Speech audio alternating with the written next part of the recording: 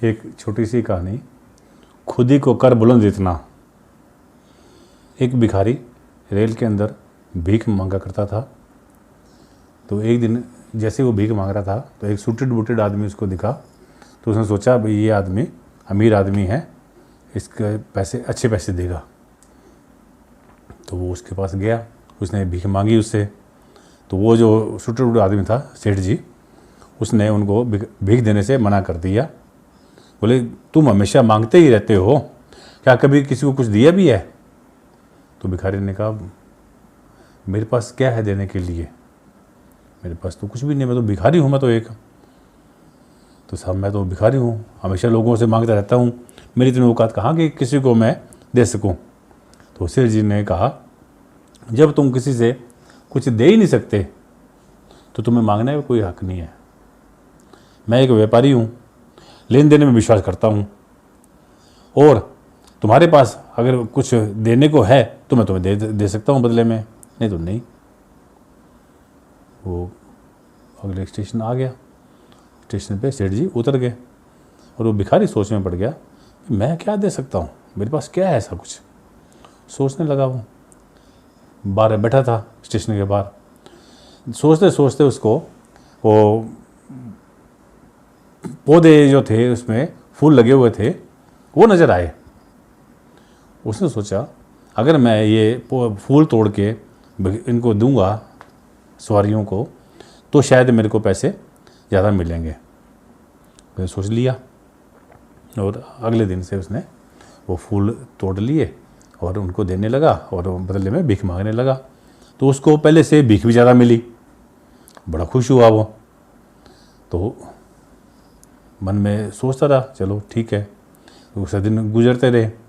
कुछ दिन के बाद उसी स्टेशन पर दोबारा वो सेठ जी आ गए। तो एक दिन वही जब भीख मांग रहा था तो उसी गाड़ी के अंदर वही सेठ जी आगे नज़र आए उसको। तो उसने उनको जाके दिया, फूल दिए और उनके बदले में उसने भीख ली। तो उसने कहा सेठ जी आज मेरे पास आपको देने के लिए कुछ फूल हैं। सेठ जी बहुत खुश हुए, उन्होंने फूल ले लिए और उसको वो भीख उसको दे दी। तो सेठ ने कहा वाह क्या बात है, आज तो तुम भी मेरी तरह व्यापारी बन गए हो। ये बात कह के सेठ जी तो उतर गए स्टेशन पर। और वो भिखारी सोच में पड़ गया कि मैं व्यापारी कैसे बन गया। सोचता सोचता वो ट्रेन से उतर गया, लेकिन उसको ये समझ नहीं आई मैं व्यापारी कैसे बन गया मैं। तो उसने कुछ दिनों के बाद सोचा कि मैं क्यों ना फूलों का ही व्यापार कर लूं। तो फूलों का व्यापार करने लगा। वो कुछ दिन वो साल 2 साल ट्रेन में भीख मांगने के लिए नहीं आया। उसका व्यापार बहुत अच्छा चल पड़ा और वो भी फूलों का व्यापारी बन गया। वो भी सोचने लगा मैं भी सेठ जैसा बन सकता हूँ। तो कुछ दिनों बाद सूटेड बूटेड 2 आदमी ट्रेन के अंदर फिर मिले। तो एक तो सेठ जी और एक भिखारी। भिखारी ने भी सूट बूट पहन रखा। भिखारी बोला सेठ जी मैं पहचाना मेरे को, नमस्कार। तो सेठ जी बोले नहीं मैं तो शायद आपको पहली बार मिल रहा हूँ। तो वो भिखारी जो था वो बोला नहीं सेठ जी अपन तीसरी बार मिल रहे हैं, पहले 2 दफ़ा मिल चुके हैं।